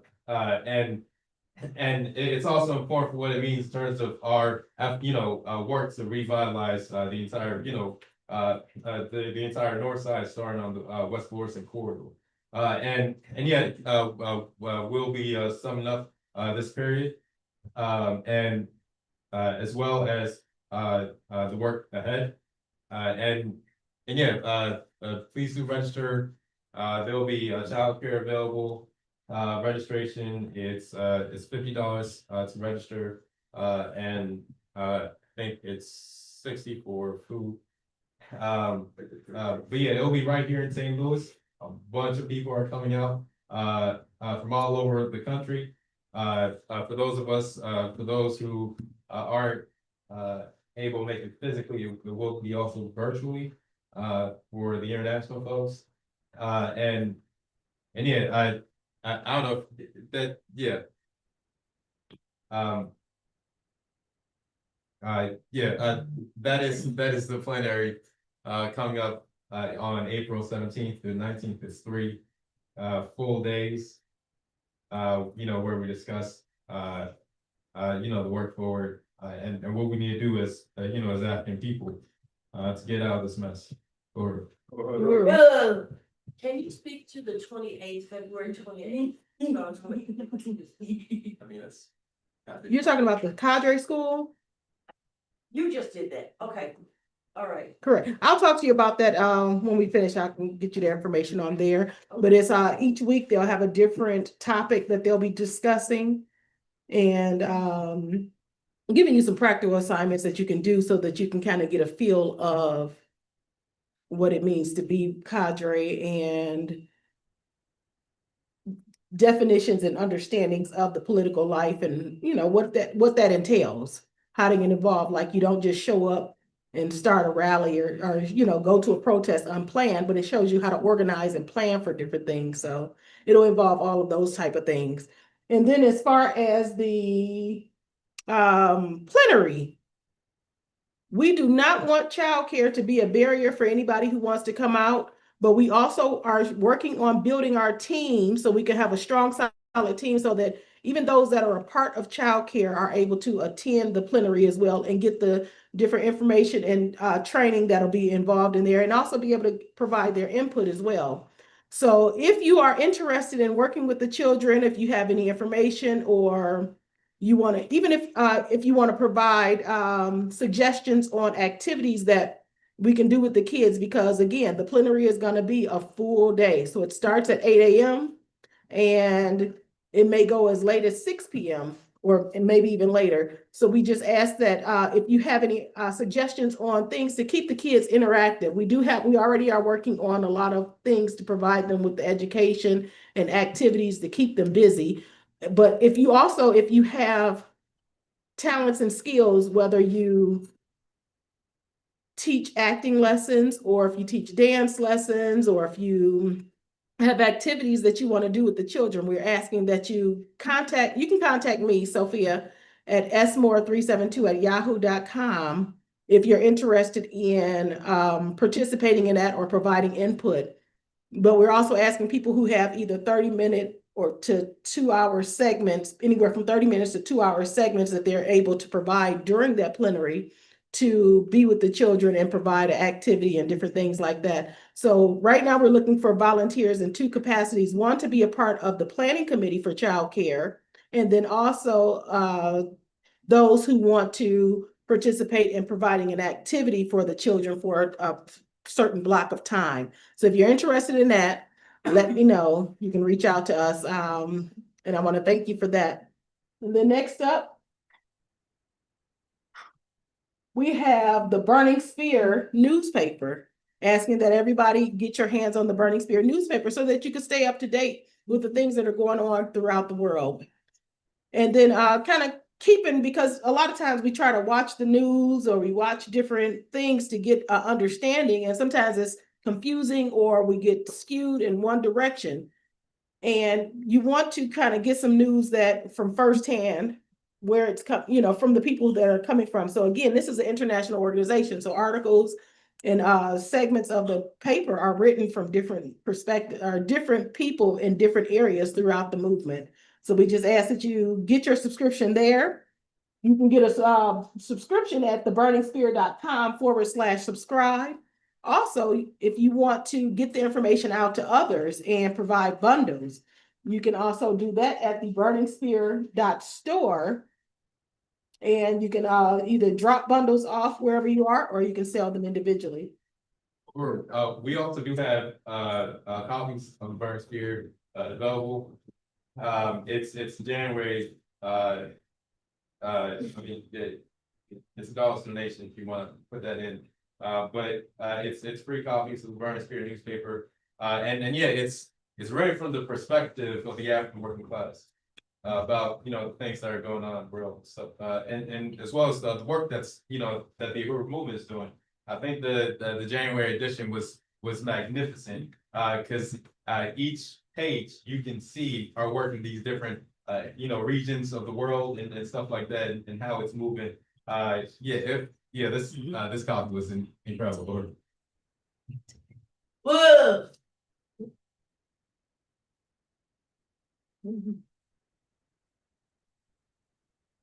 Okay, so now we're asking that you, if you're interested in learning more and you're available on Thursday evenings, 7 p.m. Central Time, that you attend our International People's Revolutionary National Democratic Program, which is the RENDP studies, which is done with Emmanuel each week, 7 p.m. on Thursdays, Central Time.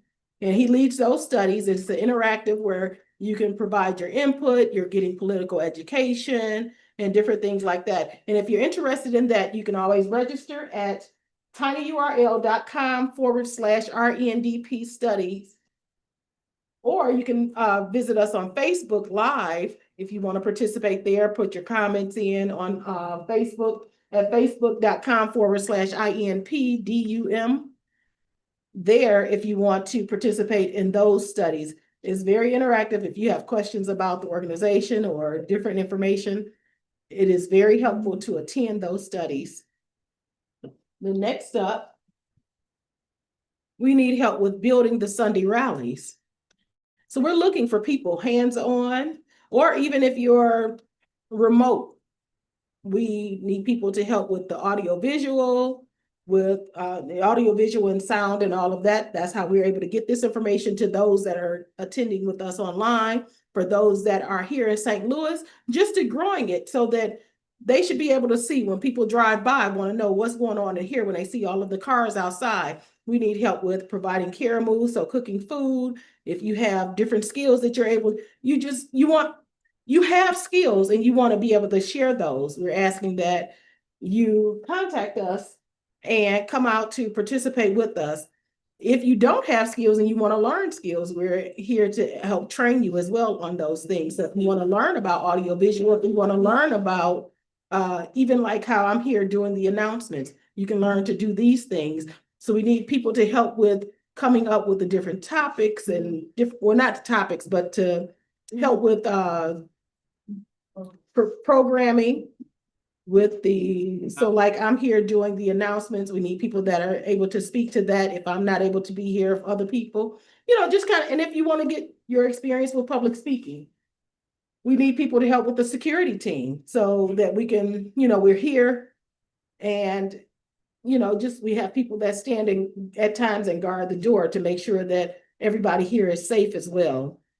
So whatever your skills are, if you want to gain new skills or if you want to share your skills, we're asking that you contact us, be a part of us, reach out. Thank you. The next up is Kara move. Wouldn't it be? Oh, no. Yeah. Okay, so now we're gonna go to, that was announcements. Yeah. got an announcement. Oh, you have an announcement. Okay, go ahead. And we have another announcement here from Gregory. I just wanted to invite Kai up one more time. Yes.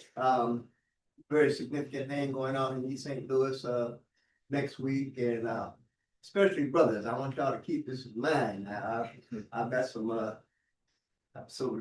short pockets, so this is going to be a blessing to us. So Kai, you share with us what's happening over there. Yes, Absolutely. Right on.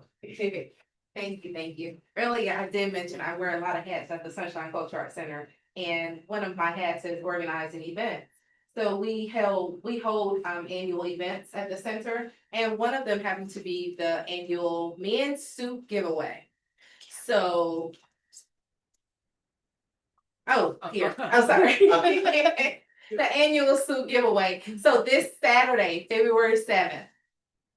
It is from 10 a.m. to 4 p.m. at the Sunshine Culture Art Center. It's a men's fashion suit giveaway.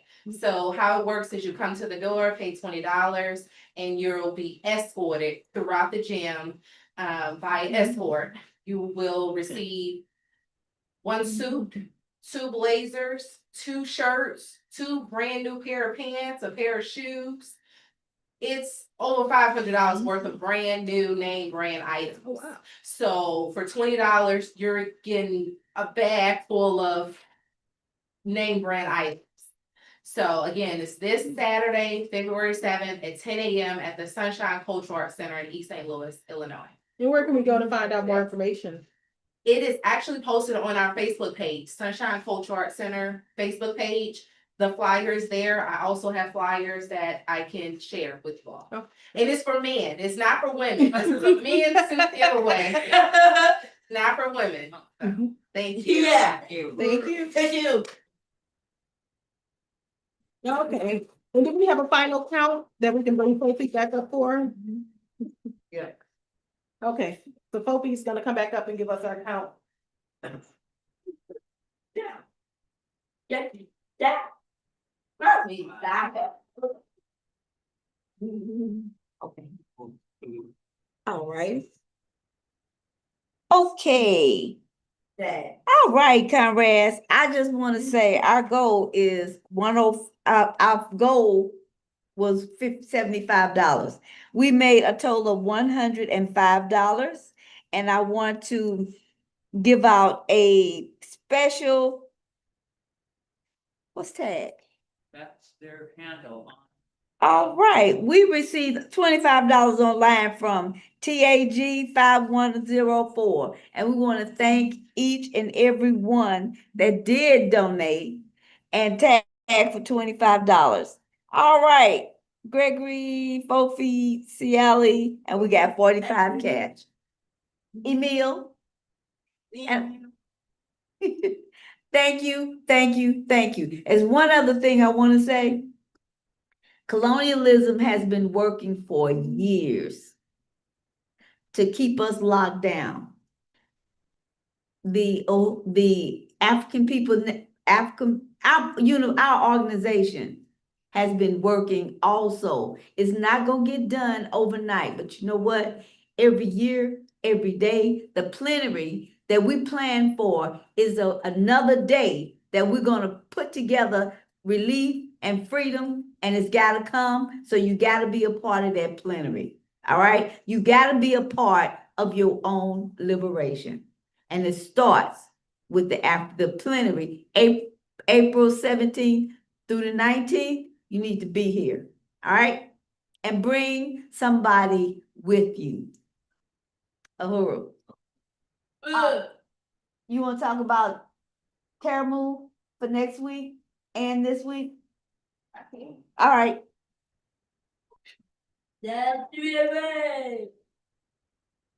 Okay, so then for this week, with Karamu, we have a nice spread of pastas with red sauce. Emil always brings beautiful fruit, so we have fruit. Actually, it's a cranberry tart here today, and then a king on the salad. So we have everything you need today for a nice meal. So you shouldn't have to go home and cook after today. And then For next week, do I have any volunteers? It's gonna be taco week. So we need the vegan meat, cheese, salsa, chips, refried beans, rice, different things like that, the lettuce. So if we have any volunteers today for anything, sour cream or anything like that, can I get anybody on the taco shells? I have 2 boxes Yeah. left over from when Yeah, the last time. yeah. Yes. Okay, so see Ali on chips. Vegan meat. Okay, so 4 feet on the vegan meat. I can do the ground turkey is what I usually do. And so we still need cheese, sour cream. I'll send out an email or a text message and let's see if we can get more people as well. Okay, lettuce for Ikinge, thank you. I really appreciate you all. So with all of that said, okay, so Fofi's gonna close us out with her last thing. Yes. I'm gonna close it out because I did not invite anybody that is not a member of the Uhuru movement to become a member. Get your fist in and let's fight. It is so simple. It is membership for the International People Democratic Uhuru movement starts out at $25 a year. 25 a year for the basic membership. It's $10 a year for the Musa Bantu level membership, which is for students and the unemployed. And we have a $5 membership for the George Jackson Desi Woods level membership, which is $5 a year, not a week or a month, but $5 a year. And that is for our comrades that are behind the wall. They also, when you get the membership for that comrade, they will get our burning spear, and this will give them a uplift of what to expect when they get out. So we don't want them going back. They're gonna come back and they're gonna claim their revolutionary selves by knowing what's going on. So these are 3 of the memberships, but there are more if you want to go to, where is it? impedum.org/today. You can choose another level membership, but every membership has the same rights and freedom and voice as any level for 1 year, or you can become a lifetime member. So with that being said, let's see. Today is the end, and I want to thank Chairman Omali Yeshitela for sharing his life for our freedom by putting us in the right mode and the right leadership by being our chairman, Uhuru chairman. All right.